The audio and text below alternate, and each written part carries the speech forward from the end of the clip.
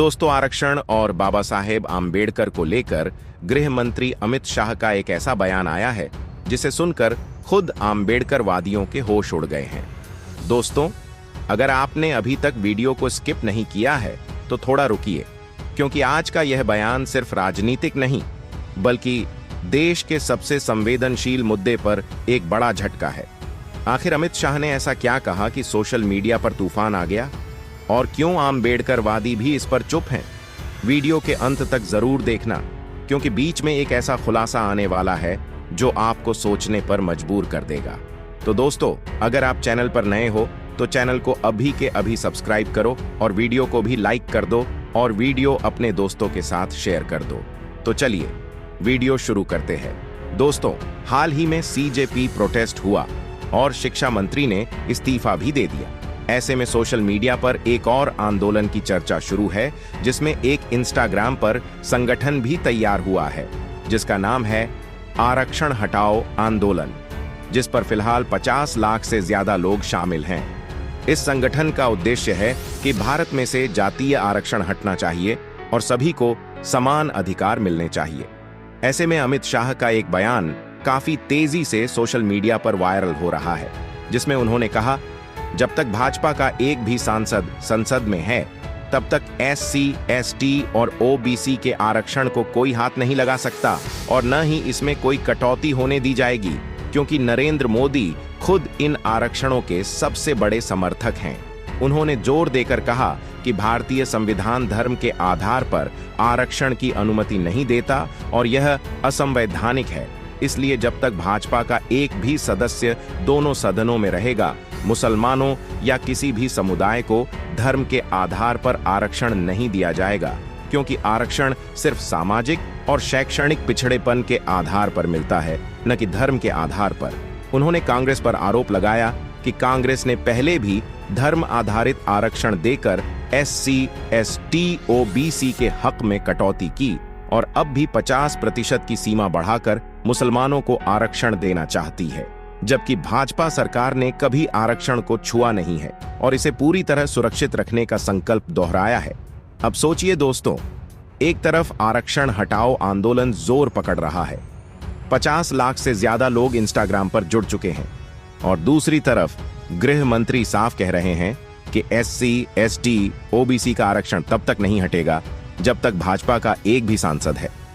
यह बयान सुनकर कई आम्बेडकरवादी भी हैरान हैं, क्योंकि वे सोच रहे थे कि सत्ता पक्ष शायद आरक्षण पर नरम रुख अपनाएगा, लेकिन अमित शाह ने दो टूक जवाब दे दिया।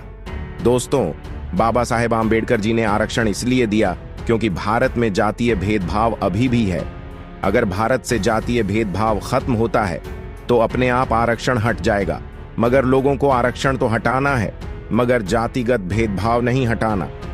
यही सबसे बड़ी सच्चाई है जो आज भी नजरअंदाज की जा रही है।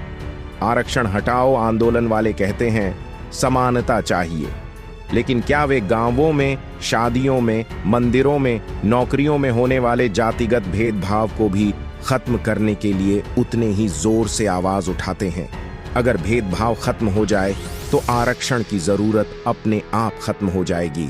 लेकिन आज स्थिति यह है कि एक तरफ आरक्षण हटाने की मांग हो रही है और दूसरी तरफ जाति की दीवारें उतनी ही मजबूत बनी हुई हैं। दोस्तों, अब बात करते हैं बाबा साहेब आम्बेडकर जी के आरक्षण को लेकर विचारों की।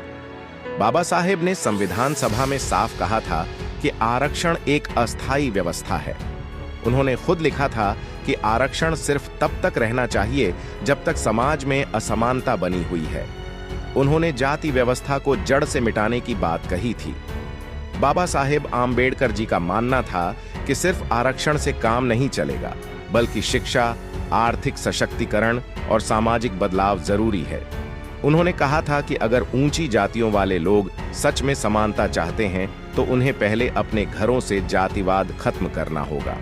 आज जब आरक्षण हटाओ आंदोलन चल रहा है तो आम्बेडकर के इन विचारों को याद करना और भी जरूरी हो जाता है। क्या हम सच में जाति खत्म करना चाहते हैं या सिर्फ आरक्षण हटाना चाहते हैं? दोस्तों, अब थोड़ा गहराई से सोचिए। अमित शाह का बयान सिर्फ एक राजनीतिक बयान नहीं है, यह साफ संदेश है कि भाजपा SC, ST, OBC आरक्षण को अपना मजबूत वोट बैंक मानती है और उसे छूने का कोई इरादा नहीं रखती। वहीं धर्म के आधार पर आरक्षण को वे संविधान विरोधी बता रहे हैं। यह बयान उन लोगों के लिए भी है जो सोचते हैं कि कोई भी सरकार आएगी तो आरक्षण हटा देगी। अमित शाह ने साफ कर दिया कि कम से कम भाजपा की सरकार में ऐसा नहीं होने वाला। लेकिन सवाल यह है कि क्या सिर्फ आरक्षण से सामाजिक न्याय पूरा हो जाता है? बाबा साहेब आंबेडकर ने तो आरक्षण को एक हथियार की तरह इस्तेमाल किया था, लेकिन उनका अंतिम लक्ष्य जाति व्यवस्था का विनाश था। आज अगर हम सिर्फ आरक्षण की बहस में उलझे रहें और जातिगत भेदभाव पर चुप रहें, तो क्या हम आंबेडकर के सपनों को पूरा कर रहे हैं? आरक्षण हटाओ आंदोलन वाले अगर सच में समानता चाहते हैं तो उन्हें जाति प्रमाण पत्र की राजनीति, जाति आधारित वोट बैंक और सामाजिक भेदभाव के खिलाफ भी उतना ही आंदोलन करना चाहिए। आज सोशल मीडिया पर दोनों तरफ की आवाजें तेज हैं। एक तरफ आरक्षण बचाने वाले हैं तो दूसरी तरफ हटाने वाले, लेकिन बीच में सच्चाई कहीं खो गई है। सच्चाई यह है कि भारत में आज भी कई जगहों पर जाति के नाम पर भेदभाव होता है। स्कूलों में, गांवों में, नौकरियों में, शादियों में।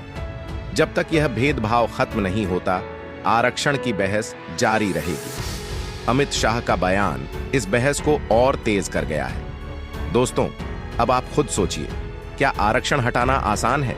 क्या सिर्फ कानून बदलने से समाज बदल जाएगा? बाबा साहेब आंबेडकर ने तो कहा था कि कानून से समाज नहीं बदलता, समाज को बदलने के लिए मानसिकता बदलनी पड़ती है। आज के युवा अगर सच में बदलाव चाहते हैं तो उन्हें सिर्फ आरक्षण हटाने की नहीं, बल्कि जाति खत्म करने की बात करनी चाहिए। अमित शाह का बयान सुनकर कई लोग नाराज हैं, कई लोग खुश हैं, लेकिन सबसे जरूरी है कि हम इस मुद्दे पर ईमानदारी से बात करें। वीडियो के अंत में एक बात और, अगर आपको लगता है कि आरक्षण हटना चाहिए तो कमेंट में लिखिए आरक्षण हटाओ। अगर आपको लगता है कि आरक्षण अभी जरूरी है तो लिखिए आरक्षण बचाओ। और अगर आपको लगता है कि पहले जातिगत भेदभाव खत्म होना चाहिए तो लिखिए जाति खत्म करो। आपका कमेंट इस बहस को आगे बढ़ाएगा। अंत में यही कहना चाहूंगा कि अमित शाह का यह बयान सिर्फ एक दावा नहीं, बल्कि एक राजनीतिक संदेश है। आंबेडकरवादियों के होश उड़ने की बात इसलिए हो रही है क्योंकि वे सोच रहे थे कि सत्ता पक्ष आरक्षण पर नरम पड़ेगा, लेकिन हुआ उलटा।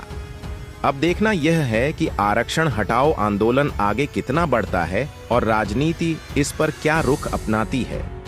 वीडियो को पूरा देखने के लिए धन्यवाद। तो दोस्तों, आपके इस विषय पर क्या विचार है, हमें कमेंट करके बताइए। और अगर वीडियो पसंद आया हो तो वीडियो को लाइक करके चैनल को सब्सक्राइब जरूर करें और बेल आइकॉन प्रेस करें। मिलते हैं किसी और वीडियो में। जय भीम, जय भारत, धन्यवाद।